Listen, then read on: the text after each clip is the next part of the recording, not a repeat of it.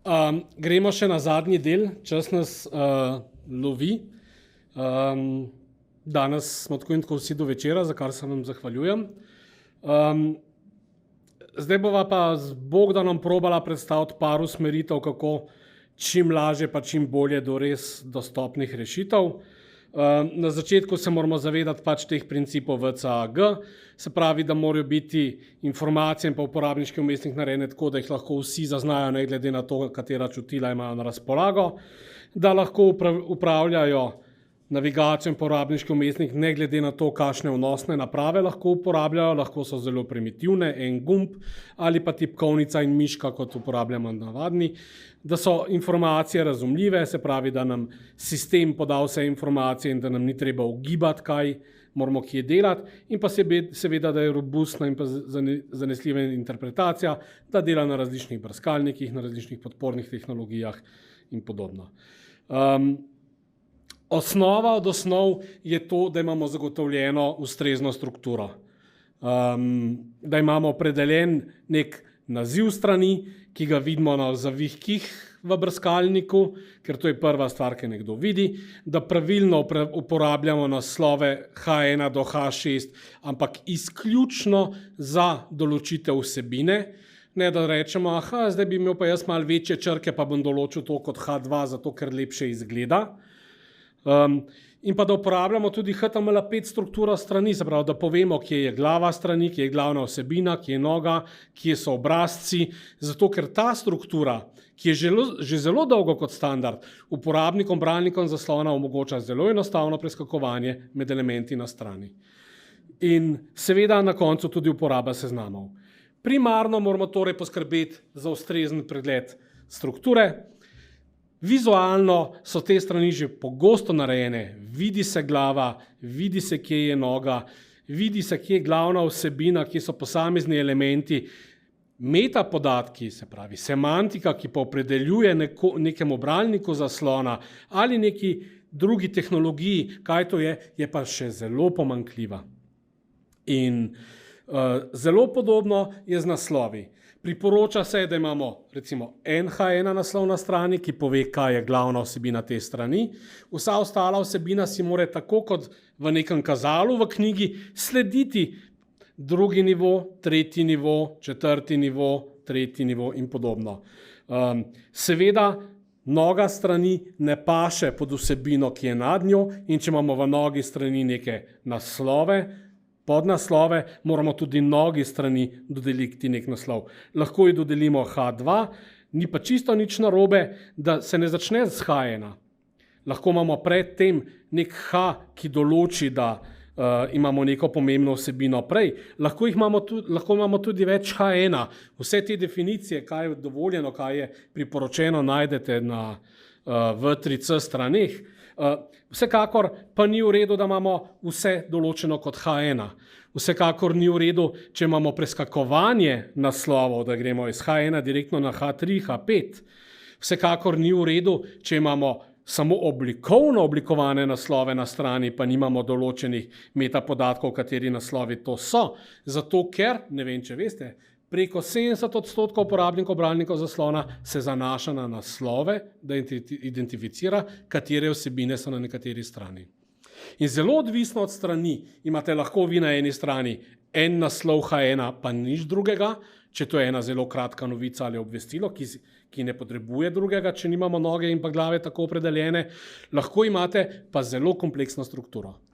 Pri naslovih bi mogoče opozoril še neko zlorabo naslovov, ki se pogosto dogaja, in to je to, da neke sezname pogosto, se pravi neke sezname, ki nimajo podvsebin, programerji, oblikovalci pogosto opredelijo kot naslove, ne vem, ali zaradi tega, ker mislijo, da bo to boljše v SEO ali bolje dostopno.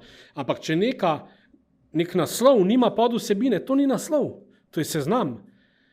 Recimo naše storitve, imamo potem naštete storitve spodaj in so samo po liniji naštete. Te storitve ne smejo biti naslov, so seznam storitev.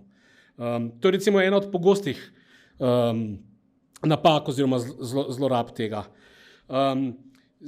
Ena še pogostejših je to, da nogo strani pozabimo opredeliti ločeno in strukturno spada noga strani pod neko predhodno vsebino na strani. Kar seveda tudi ni prav. Ne? Naši kontaktni podatki nimajo recimo nobene veze z informativnim bančnim izračunom, ne? Ki je morda predhodni naslov. In pa seveda uporaba seznamov. Zdaj, tisti, ki ste kdaj že testirali z uporabo bralnika zaslona, morda veste, zakaj so seznami tako pomembni. Tisti, ki tega niste, vam bom pa probal razložiti. Če imamo mi jajca, sladkor, moko, mleko, limone naštete v nekem bulk tekstu, se pravi v nekem odstavku, brez ustrezne semantike, bo zadeva naštevala brez premorov, ne bo napovedala, koliko elementov je predhodno. Uporabnik bo mogel biti pazljiv, ali je vse slišal ali ni vsega slišal, kje je, ker po tem tekstu se ne more premikati. Po elementih seznama se z bralnikom zaslona brez težave premika naprej in nazaj. Zato se seznami uporabljajo recimo tudi za elemente v meniju, ker nam napovejo, aha, zdaj sem v glavnem meniju, del tega menija je seznam povezav, ki ima 7 povezav in jaz vem, koliko imam elementov v tem meniju. Drugače moram biti pazljiv, kdaj je konec, kdaj je zaključek. Se pravi, semantika, še tako enostavna, kot je en seznam, tukaj vidite napisano, kako je enostavna, je zelo pomembna. Seveda se pa s tem na strani tudi ne sme pretiravati. Seveda moramo potem ločiti med urejenim in neurejenim seznamom, pa recimo seznamom definicij, ki se recimo pri nas zelo redko uporablja, ga pa mi priporočamo kar pogosto, recimo tudi pri kontaktnih podatkih ali pri opredelitvih nekih definicij. Druga zelo kritična stvar je uporaba tipkovnice. Stran mora imeti polno podporo za tipkovnice in pa seveda mora imeti tudi polno podporo za nekoga, ki ne more uporabljati tipkovnice. In iz tega stališča je zelo pomembno, da na strani ne smemo imeti nobenega elementa, kjer ne pademo v neko past tipkovnice, se pravi neko polje, ki nas ne spusti ven, brez da bi stran refreshali ali v nek tak element. V to nas pogosto silijo piškotki, recimo. Čisto VCAG gledano, piškotki niso nujno past tipkovnice, ampak če nam dajo oni samo možnost odobri, ne odobri in nas silijo v neko odločitev, bo morda nekdo že zapustil stran. Se dogaja. Fokus mora biti vedno dobro viden. To je ena od stvari, ki jo prepogosto vidimo, ker oblikovalci zelo radi vidijo, da se čim manj stvari upleta z njihovim pripravljenim dizajnom. In fokus je ena taka zelo agresivna stvar, ki pade noter, ampak ki se pojavi samo, če nekdo na spletni strani uporablja tipkovnico, drugače ga ni. In če ni viden fokus tipkovnice, če ni dobro viden fokus tipkovnice, ima marsikdo težavo z uporabe strani. Pogosto vidimo napake, da je fokus tipkovnice določen za eno barvo, ki je recimo podobna barvi, kot je na spletni strani in potem se morda ne vidi tudi zato, ker je barva ozadja enaka kot barva fokusa. Se pravi, pri fokusu je treba paziti na vse elemente, kje se pojavlja in kako se pojavlja. Fokus po novem ne sme biti tudi zakrit. Mi smo to že po starem kot napako javljali, zaradi tega, ker preneha ni zmožnost uporabe, ampak pogosto se zgodi, še posebno pri hamburger menijih ali pa pri cookijih, pri piškotkih, da fokus tipkovnice ni ustrezno uravnavan ali lahko uide iz modalnega okna, ker modalno okno je neko pojavno okno, ki se pojavi na ekranu. In če lahko fokus uide ali pa sploh ne pride v cookie okno, ki je, ampak ostane v ozadju, potem tisti, ki uporablja samo tipkovnico s to spletno stranjo, nima kaj delati. Ker nikoli ne bo videl, kje ta fokus se nahaja, ker nikoli ne bo znal se odločiti, kaj bo izbral. Zelo podobno je pri modalnih oknih, ki so del hamburger menijev. Redko kdo testira, kako deluje hamburger meni. Redko kdo testira, kako se imenuje ikonica na hamburger meniju. Redko kdo testira, kako deluje s tipkovnico hamburger meni. Od izvajalcem, ki smo ji rekli, da morajo to že popraviti, smo že dobili odziv, kdo bo pa hamburger meni uporabljal s tipkovnico, se ta je namenjeno uporabi na mobilnih napravah. Ja, gospodje, kaj pa povečave, ki jih uporabljajo slabovidni? Ali pa tudi tisti, ki normalno vidimo, ko imamo morda premajhno resolucijo ali pa oddaleč gledamo. treba je upoštevati vse te elemente in pogosto ravno pri teh skritih napakah, se pravi, kaj bo narobe s fokusom, če jaz odprem hamburger meni s tipkovnico, pa se preselim čez, ali pa če ne zaprem cookie consenta z miško, to, kar vsak, ki testira, avtomatsko naredi, pa potem ostane fokus v ozadju. Tukaj so zelo pogoste napake pri naših testiranjih. In fokus mora tudi slediti logičnemu zaporedju. V Sloveniji vemo, da beremo od zgoraj navzdol, levo, desno. Zdaj, logično zaporedje ne pomeni vedno, da mora iti najprej levo, desno, pa potem gor, dol. Če so vsebine oblikovane tako kot članki, da gre gor, dol, pa potem nazaj gor, pa spet desno in nazaj dol, je tudi to v redu, ampak to zaporedje mora biti uporabniku logično, tako kot je na strani postavljena vsebina. Nedopustno je, da se fokus izgubi, ali pa da se premakne nekam, skoči nekam na stran, kjer ga ne pričakujemo. In to je najpogostejša napaka, ki jo naredijo vtičniki, ker uporabniki ikonico za vtičnik skrivajo nekam levo, desno, spodaj in ko iz glave kliknemo tab, fokus iz glave skoči nekam dol. Avtomatsko padec na VCAG. Čeprav je dal nekdo gor vtičnik za to, da bi stvar naredil bolj dostopno, je stran manj dostopna. Preskok na glavno vsebino, zopet zelo pomembna funkcija za nekoga, ki uporablja samo tipkovnico. Če si vi zamišljate nek zelo kompleksen meni, čez katerega potrebujemo ogromno pritiskov, da pridemo in ni nekega preskoka čez glavno vsebino, pomeni, da bom jaz mogoče rabil 30 pritiskov, da pridem do neke funkcije v meniju, to zberem, stran se osveži in če jaz nimam preskoka na glavno vsebino, bom mogel 50krat mogoče še pritisniti, da pridem do vsebine, ki sem si jo prej izbral. Seveda se pa najdejo tudi strani, kjer se ne potrebuje preskoka na glavno vsebino, tako da preskok ni nekaj, kar mora na strani biti. Če je stran oblikovana tako, da ima v glavi 2-3 povezave, je preskok na glavno vsebino brez veze dati, zato ker bo uporabnik do glavne vsebine brez težave prišel. To pomeni, da ni neke blokovne vsebine gor na vrhu. In ne rabimo tega preskoka. In enako tako se lahko preskok vsebine uporablja tudi pri elementih, ki niso v glavi. Imate nek element, kompleksen navigacijski element, ki ima ogromno fokusov znotraj neke podstrani, recimo nek zemljevidek, v katerega pride fokus in ki ima noter en kup ikonic in da greste čez vse, je treba mogoče 50krat pritisniti. Spodaj imate pa tabelico, ki nekomu, ki morda ne vidi, uporablja samo tipkovnico, pove veliko več, lahko naredite preskok tega zemljevida, te mape. Se pravi, vsa ta pravila, ki niso črno-bela, zato jih tudi avtomatski testi ne morejo avtomatsko podpirati, in jih je treba uporabljati v skladu s kontekstom, ki ga poznamo. Zelo pogosto manjkajo tudi alternativni načini dostopa do vsebin. Kaj mislimo s tem? V VCAG-ju sta predvidena predvsem dva. Prvi je iskalnik, drugi je zemljevid strani. Mi predlagamo predvsem drugega. Zakaj? V iskalniku nikoli ne veste, katero stran boste dobili. Lahko je iz članka, nikoli ne veste, katera stran bo na začetku, ni nujno, da bo stran, ki jo iščete, to vam bom danes še malo demonstriral. Zemljevid strani pa izpostavi najpomembnejše strani, naslove, ne vsakega članka in podobno. In tukaj imam eno spletno stran, morda še to, mi ko predstavljamo dostopnost in nedostopnost, to predstavljamo tudi na primerih. Primere vzamemo s spleta, tako da nobene zamere tistim, od katerih primere vzamemo, morda samo opomin za vse ostale.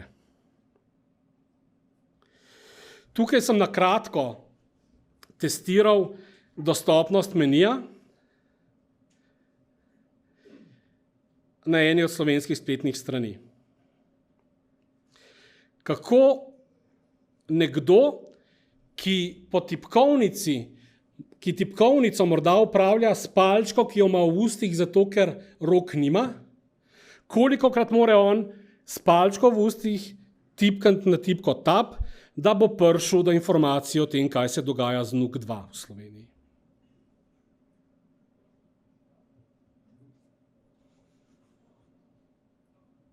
On ne bo nič hitreje pritiskal, kot je to. Če si zamišljate, da to dela uporabnik bralnika zaslona, pa uporablja Braillevo vrstico zraven, mora vsako to vsebino še prebrati z Braillevo vrstico. Se pravi, to ni samo 90 plus klikov na tab, ampak je tudi 90 plus branj vsebin.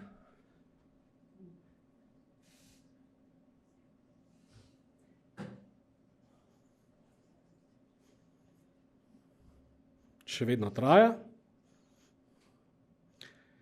In zdaj smo na NUK 2. 94 pritiskov. Potem bi si človek rekel, ok, ampak saj na tej strani imamo pa ja nek alternativni način dostopa do vsebin. Jaz na strani nisem našel zemljevida strani, sem se pa z bralnikom zaslona zelo potrudil. Ne vem, če se bo zdaj zagnal. Bo.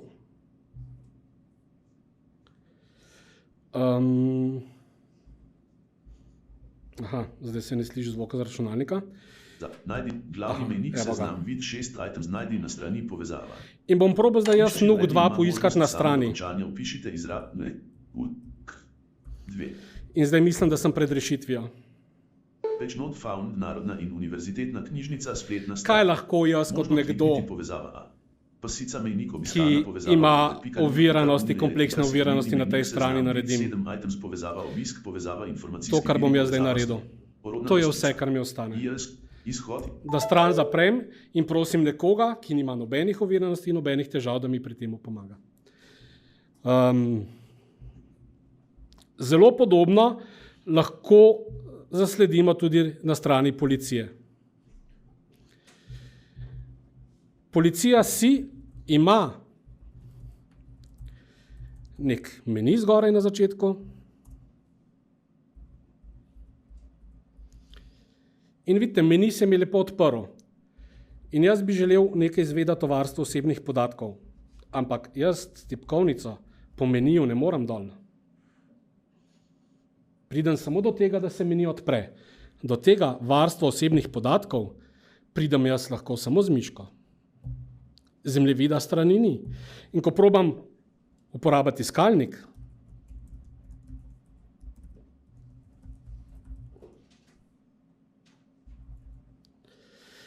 so informacije o potnikih v letalskem prometu, e-storitev v skladu z Evropsko direktivo, delo policije, bla, bla, bla, ne pa ta stran, ki je tukaj. In če bo potem meni nekdo iz policije prodajal, saj mi smo zagotovili alternativni način dostopa do vsebin, saj je iskalnik, no pa mi pridite do te strani preko iskalnika. In tukaj pride upoštev uporabniško testiranje in upoštevanje UX-a, uporabniške izkušnje kot elementarnega dela dostopnosti.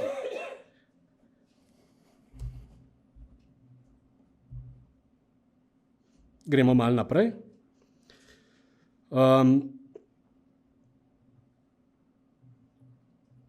Samo sekunda.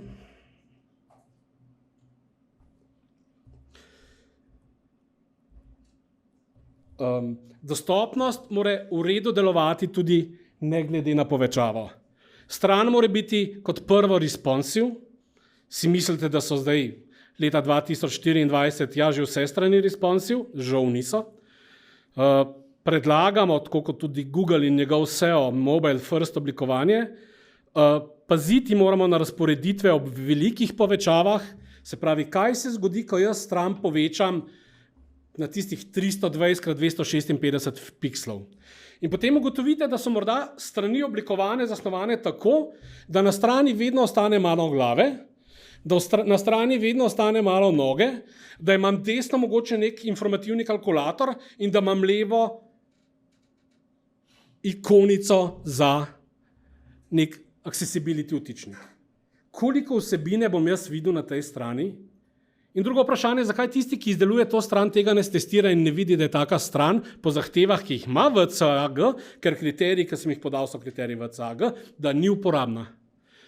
Zopet bo nekdo rekel, se ni pojavil drsnik, saj samo en drsnik viden, saj po VCAG je to v redu, ampak ali je to uporabno? Ni, ne delajte takih strani. In ja, če je stran za računalnike narejena tako, je za mobilne naprave malo drugače. Na nekaterih straneh, zelo blizu tukaj so Inštitut Jožef Štefan, prvovrstna raziskovalna organizacija, razvojna v Sloveniji, ampak oni ne znajo narediti responsiv strani, ali jim je pa zato vseeno. In enako je tudi Mestna občina Celje. Ne vem, če sem še kakšno drugo neresponsiv stran najdel v Sloveniji v tem trenutku. Paziti moramo tudi na kontraste in pa porabo barv. In to v zelo širokem spektru razmišljanja, ne samo to, tekst mora biti 4,5 napram ozadju. Je veliko kompleksnejše to vprašanje. Predlagamo tudi zagotavljanje visokih kontrastov, za kar lahko uporabimo temne teme, in ne le doseganje tistega minimalno 4,5 oziroma 3:1 pri velikem tekstu, kolikor je zahtevan. Zato, ker tisti 4,5 zunaj na svetlobi bo še vedno neuporaben. Se še vedno ne bo nič videlo. Še vedno lovimo minimume. Pejmo čez minimume. Za sporočanje statusov ali pa nekih dodatnih vsebin ne smemo uporabljati samo barv. Recimo, ko je napaka, ni dovolj, da mi z barvnim tekstom pod poljem napišemo, da je nekaj opis napake ali pa da polje samo obkrožimo z rdečo. Kaj pa z barvno slepimi? Kako bodo ta opis napake ločali od morebitnih navodil, kaj mora opisati to polje? Za njih bo to eno in isto. Paziti moramo tako na kontraste besedil, kot na kontraste nebesedilnih elementov, pa seveda, da so povezave jasno ločene od ostalih vsebin in pa seveda pazimo na vsa stanja, ne le na primarno vidno stanje. Stanja imamo vsaj default stanje, focused, hover, disabled. Mogoče bi kdo najdel še kakšnega. Ampak ali res oblikujemo z vsemi temi stanji v mislih? In pri eni tako zelo enostavni strani, kot je neka vnosna maska s 4 polji, moramo paziti na kontraste besedil. Pod besedilo se šteje tudi ta tekst, ki je noter v poljih, kako se že temu reče, placeholder tekst. In to je zopet ena najpogostejših napak, ker dajo placeholder tekst tako svetlo siv, da je nedostopen. Paziti je treba na to, kakšna je barva okvirčka, ker mora biti vsaj 3:1 v primerjavi z ozadjem. To skoraj nihče nima. Zato, ker polja je pa pametno skriti in damo mogoče 2:1, pa še to je malo preveč. Paziti moramo, kako imamo oblikovane gumbe. Če je gumb samo obroba, moramo paziti, glede na to, kakšna je obroba proti ozadju, mora biti 3:1, pa kakšen je tekst proti ozadju. Tukaj, ko je gumb poln, gledamo tekst na gumb in gumb na ozadje. Se pravi, imamo kar nekaj elementov, na katere je treba paziti. In potem, ko tak obrazac vrne neko napako, moramo paziti, da te napake ne sporočimo samo z neko uporabo barve. Seveda, uporabimo barve, je zelo uporabna pri vseh tistih, ki vidimo, ampak uporabiti moramo pa še dodaten vidni element. Ta vidni element ni nujno, da je ikona, lahko je napis napaka dvopičje. Lahko je kakršnakoli druga oblikovalska rešitev. Videli smo že, ne vem, tako da je ob polju cel stolpec recimo rdeče barve in je na ta način označen. Tukaj naj imajo oblikovalci proste roke, tukaj ni standarda, ampak mora biti pa jasno razvidno, da je nekaj narobe. In pa seveda stanje elementa. Imamo neko spletno stran, ki ima na začetku, ko gledamo, mogoče samo eno majhno napakico, zato ker samo datum, kdaj je bila objavljena novica, nima ustreznega kontrasta. Ko pa jaz naredim hover nad naslovom, se pa ta naslov spremeni, dobi neko modro barvo, ki z ozadjem nima ustreznega kontrasta in je to zopet druga napaka, pač istovrstna, ampak druga napaka. Če ne testiramo dovolj natančno, bomo mi samo rekli, gledajte, tukaj letele datumčke popravite, pa bo vse v redu. Se pravi, vse elemente je treba testirati v vseh stanjih in preveriti njihova barve. Že iz tega, kar zdaj razlagam, vam je verjetno jasno, da avtomatika tega ne bo sposobna narediti. Avtomatika bo pogledala default stanje in rekla, tole je morda narobe. Ne bo rekla, tole je narobe, tudi to jim ne smemo zaupati. Potem, kakšne so povezave? Recimo na tej strani, GoSee ni slaba stran, so pa površni. Kaj na tej maski je povezava in kaj ni?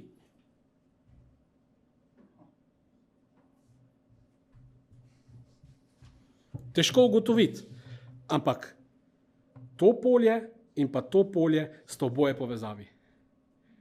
In tega nihče ne bi razločil in prepuščamo v gibanju, kar je narobe. Pri povezavah, primer dobre prakse, ko se na nekem spletišču znotraj GOVSI zopet sklicujejo na Inšpektorat za Republike Slovenije za informacijsko družbo, so za povezave sicer uporabili samo spremembo barve, ampak je ta barva glede na okoliško barvo teksta ustrezno kontrastna, mora imeti vsaj 3:1 kontrast. Ta barva je glede na ozadje na belo barvo ustrezno kontrastna, mora imeti vsaj 4,5, kar pomeni, da je vse v redu.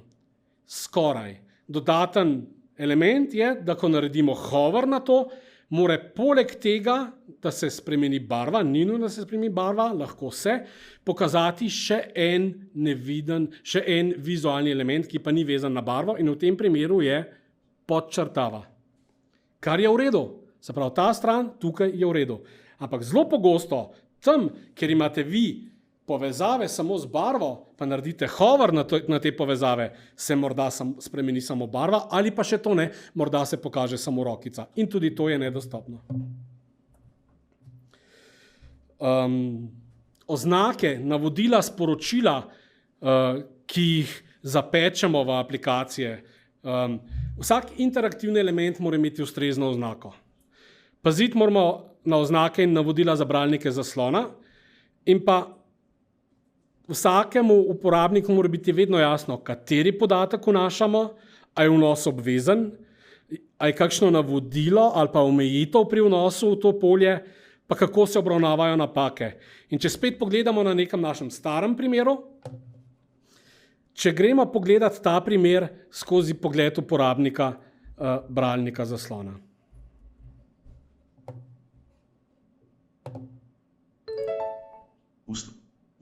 Loterija, možno klikniti pasicami in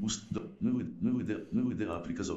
Loterija, geslo naj bo dolgo vsaj 8. Moj naslov, zvezdnica uredi je potrebno, ima možnost samo dokončanja, upišite vaš naslov prazno. Kaj sem zvedel? Zvedel sem, da moram sem notar unesti svoj naslov.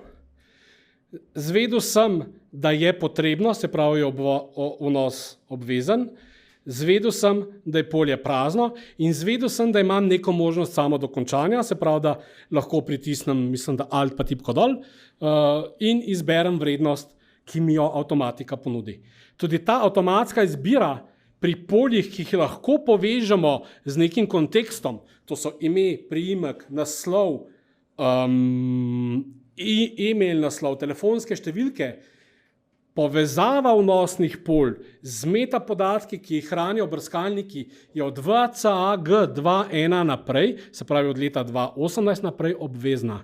In tudi to je nekaj, kar pogosto manjka. In to je nekaj, kar osebam z oviranostmi izrazito olajša vnos podatkov. In če grem jaz tukaj naprej. Vnesli ste neveljaven nepoštni naslov. Opozorilo, podrobnejši opis trenutnega polja. Vaš naslov bo hkrati tudi vaše uporabniško ime. Loterija vas na podlagi zakona lahko obvešča tudi o ponudbi svojih izdelkov. Vidim navodila, potrditev naslova. Ampak še preden sem slišal navodila, mi je povedal tudi, da sem šel iz polja in da nisem vnesel prave vrednosti v polje. In se lahko takoj odločim in grem nazaj in vnesem pravo vrednost. In ko grem na polje za vnos gesla. Opozorilo, polje za potrditev naslova ne sme biti prazno. Geslo mojega računa, zvezdnica uredi zaščiteno je potrebno, ima možnost samo dokončanja, geslo naj bo dolgo vsaj 8 znakov. Če vidite, vsaj eno veliko in eno malo črko ter številko. Tekst, ki ga imamo izpisanega na zaslonu. Tega v slovenskih spletnih aplikacijah ne vidite skoraj nikoli in to mora biti tako. Mora biti tako. Opozorilo. In seveda, če jaz oddam. Potrdi in nadalj. Opozorilo, gesli se ne ujemata. Opozorilo, vnesli ste neveljaven nepoštni naslov. Opozorilo, polje za potrditev Aplikacija ni samo tiho. Javi mi, kaj vse je narobe in jaz vem, da se obrazec ni oddal naprej. Meni, kot uporabniki bralnika zaslona, se ni treba truditi in iskati informacij na strani, ali se je kaj spremenilo, ali se ni nič spremenilo. In taka stvar mora biti tudi pri tako enostavnem spletnem obrazcu, kot je naročanje na e-novice. Na e-novice ste se uspešno naročili. A je to tako težko narediti? In da to sliši tudi bralnik zaslona, porabite 15 dodatnih črk teksta, oziroma programerji porabijo. En atribut v HTML-ju. Se pravi, je stvar zopet zelo enostavna. Prikazovalnik govora. Izhod.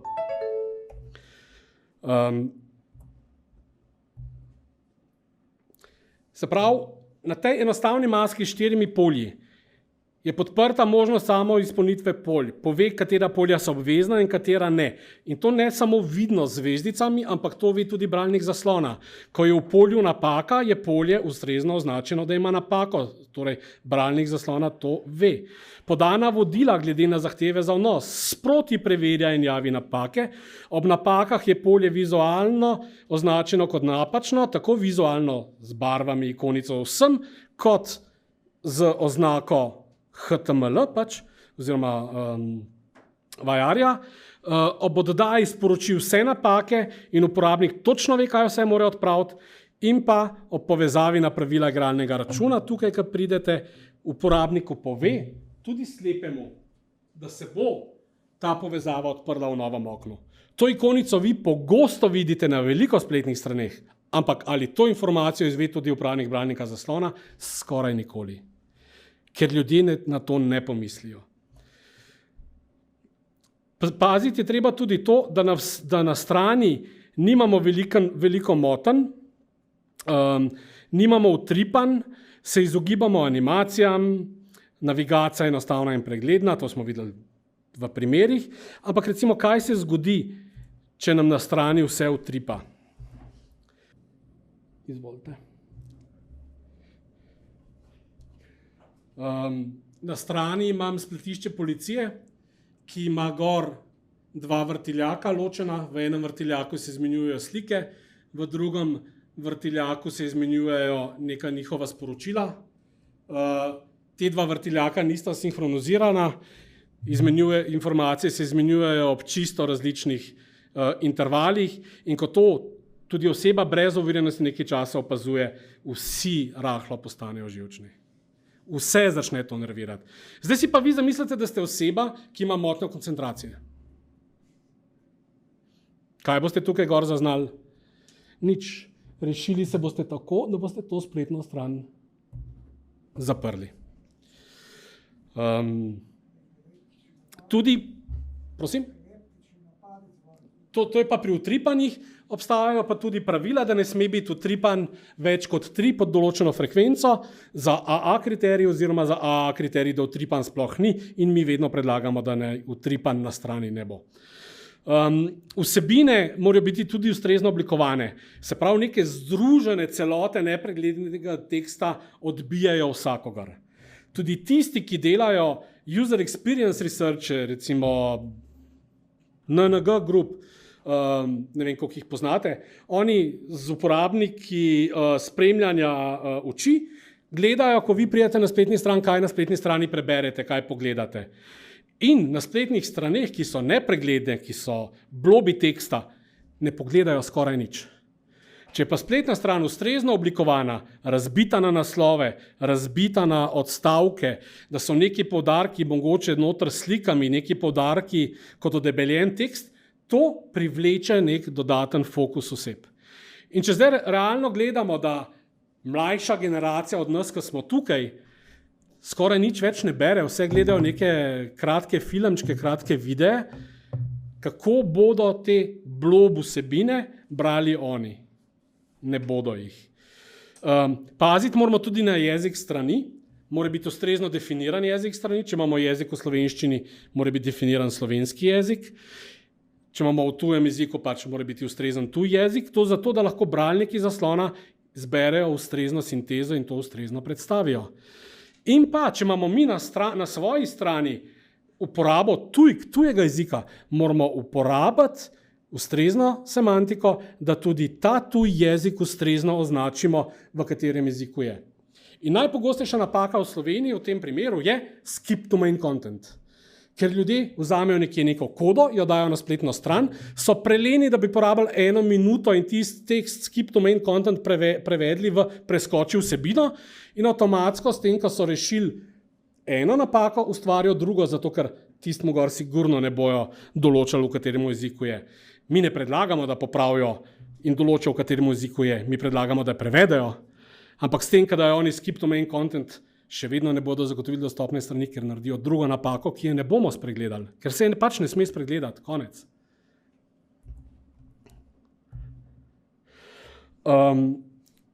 Potem pridemo pa še do besedilnih alternativ. Slikic in vseh elementov na strani je vedno ogromno in poznamo tako imenovane funkcionalne elemente, to so elementi, ki na strani nekaj naredijo. Ne vem, odprejo zemljevid strani, preklopijo na temno temo, vklopijo enostaven način branja ali pa nas vrnejo na osnovno stran. In recimo tukaj zelo pogosto na spletnih straneh zasledite, da imajo ljudje logotip organizacij, piše logotip te pa te organizacije. Pravilno alternativno besedilo bi bilo domov. Ali pa logotip organizacije pomašljaj domov, ker to je funkcijska slika in funkcijske slike morajo po pravilih nakazovati, kaj bodo naredile in ne njihove vsebine. In seveda moramo dojemati tudi, da imamo neke oblikovne elemente. Če vržemo mi gor neke brezvezne slikce, ki so tam samo zato, ker mi mislimo, da stran lepše izgleda, potem te slikice označimo s praznim alt, kar pomeni, da jih bo bralnik zaslona spregledal in ne bomo uporabnike nadlegovali z prst roke, ki kaže na virtualni napis www. Ker je to popolnoma nepomembno. In na enak način moramo skriti slikice pred različnimi članki, kjer je gor neka majhna, nepregledna slika, ki tudi tisti, ki dobro vidi, gor nič ne vidijo, in po možnosti dajo tej sliki enako opis kot naslovu pod sliko in povezavi pod tekstom. In potem mora nekdo z bralnikom zaslona 3-krat brati isto besedilo, samo zato, ker se nekdo ne zaveda semantike, ki je pri tem potrebna in ne zaveda uporabniške izkušnje, ki iz tega izhaja. Zelo znana slovenska spletna stran, z veseljem jo kažem, ker smo že pred leta 2000, takoj po njeni izvolitvi, ko je vam prišla, smo jo na te napake opozorili. Tudi letos januarja smo bili pri njej na sestanku in jim je bilo težko zamenjati alt tekst iz hero img fpdff08 v nekaj, kar bi realno predstavljalo alternativno besedilo slike ali pa alternativno besedilo njenega podpisa. To je neresno. To stran je izdelalo podjetje, za katerega vemo, da zna izdelati dostopne spletne strani. To stran je stran inštitucije, ene najpomembnejših inštitucij, pozicij v državi in oni v parih letih ali pa v parih mesecih od januarja do zdaj ne morejo spremeniti enega alt teksta. Ne vem, mogoče jim vzame veliko časa to, da imajo postopke javnega naročanja, da to naredijo. Ampak to je za nas nesprejemljivo. Ste hotel nekaj dodati?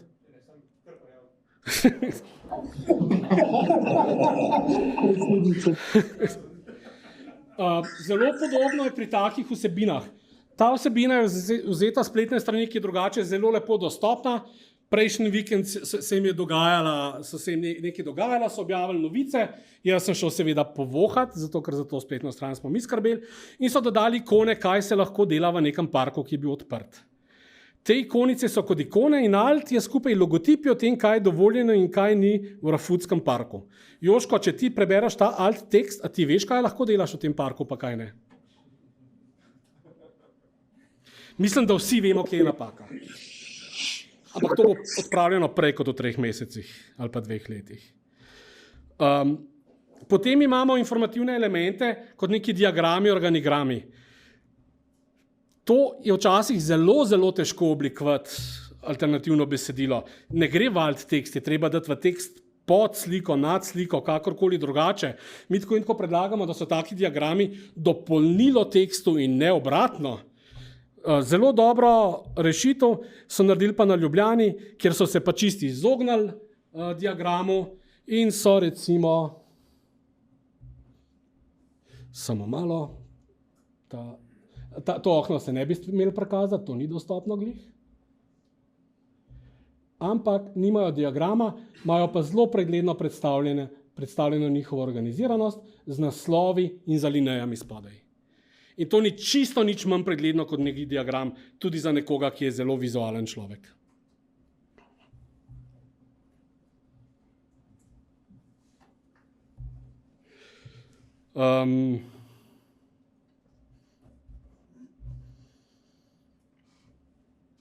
Zdaj pa mislim, da bom prišel počasi že do Bogdana. Imam samo še predstavitev v multimediji. Tudi, ko govorimo o audio pa video datotekah, moramo paziti, da so te dostopni. Če imamo video navodila, kako se nekaj naredi, moramo paziti, da imajo ta video navodila tudi ustrezno audio deskripcijo, da nekdo, ki teh video navodil ne vidi, razume, kaj mora narediti. Če imamo prenos prireditve in pa govorcev, audio deskripcija ni toliko pomembna, da imamo lahko v podnapise noter, v closed captions, da zdaj pa govori predsednica države, zdaj predsednica vlade, zdaj predsednica ne vem česa, koli drugega, ali pa nek kulturni delavec. In pa primer podcasti. Vedno bolj so popularni podcasti v Sloveniji. Koliko gluhih ima v Sloveniji dostop do podcastov? Skoraj nič, ker skoraj noben ni dostopen.